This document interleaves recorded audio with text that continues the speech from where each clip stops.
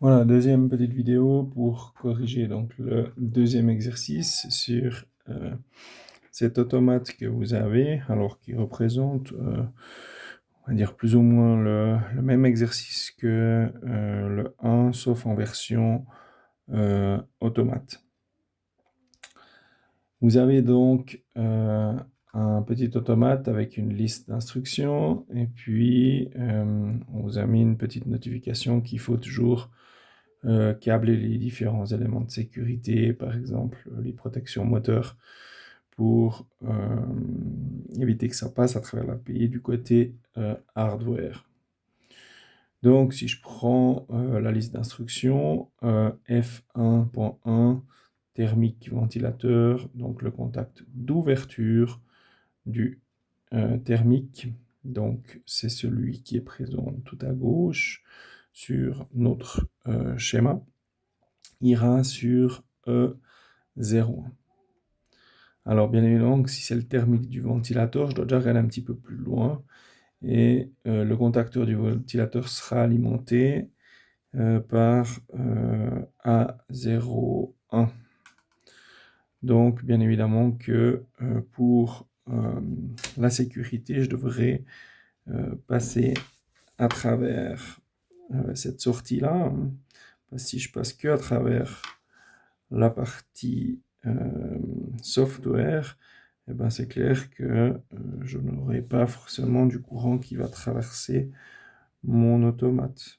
Du coup, c'est pour ça que je suis obligé de remonter depuis la sortie pour aller sur mon thermique qui va après lui alimenter justement le Q1 du ventilateur.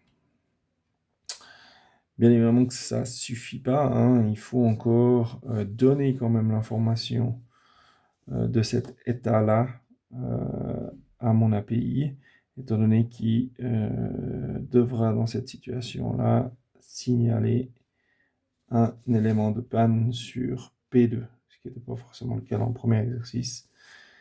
Mais bon, ça ne change pas grand-chose vu que c'est de la signalisation. Si je regarde donc le thermostat de sécurité que vous avez au niveau du F2, il ira sur E03.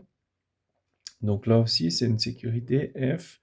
Il faut bien évidemment que je fasse attention parce que cet élément-là va faire fonctionner le Q2. Donc sur le même principe, je vais pas passer complètement à travers mon API, mais reprendre la sortie pour aller directement sur ce thermostat qui va déclencher en cas de surchauffe. Donc sur les différents corps de chauffe que vous avez, que vous aurez sur ce contacteur Q2. Hein.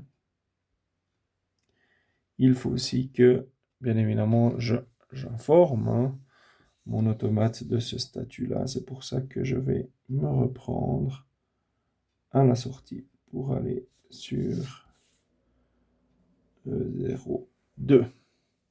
Ça, c'était un peu la particularité de cet exercice, étant donné que vous avez des éléments qui font des mesures. L'automate n'est pas capable de vous aider à ce niveau-là. On a, sinon pour tout le reste, grosso modo la même chose que ce qu'on avait fait dans les exercices. Donc là, après, on va respecter la liste d'instructions S1 sur E02. Ah bah, je vois que j'ai fait une petite erreur, c'était sur E03. Bien fait pour moi qui pensais que c'était dans l'ordre. Alors, j'ai pas bien vu que le F3 était sur E03. Et donc le S1 sur E02. Voilà. Si je continue J'ai mon S2 qui est un thermostat cette fois-ci de réglage, qui ira sur E04.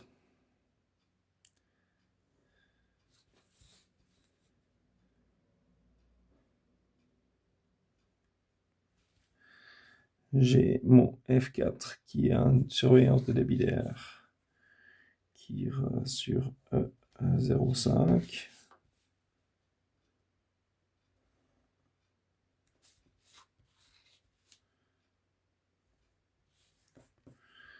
Et puis j'ai cette fois-ci le contact de fermeture du thermique qui lui n'était pas présent forcément dans votre premier schéma.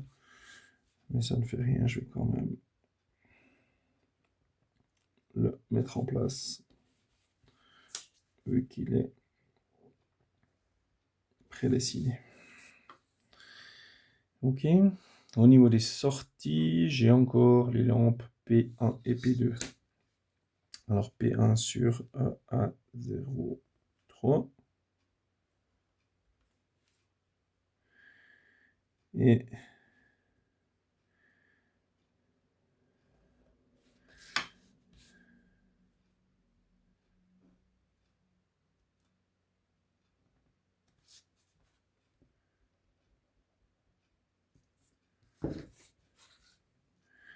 P2 sur A04.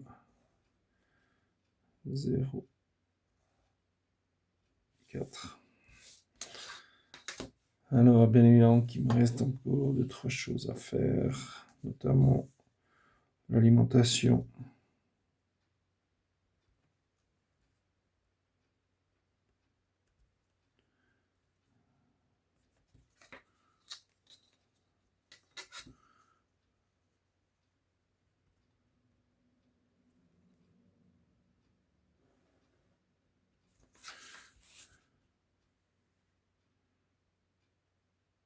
De ma borne commune.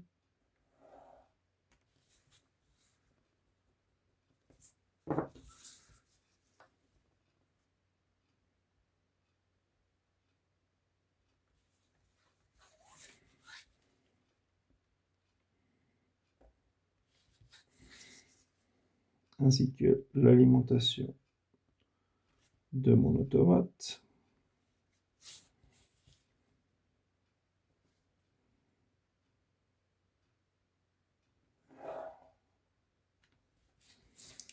Ainsi que tous mes neutres.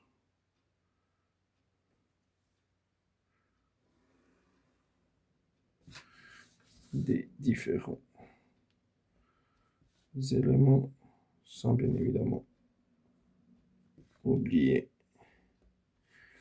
le neutre pour alimenter mon automate avec le symbole approprié au niveau de chacun de mes éléments.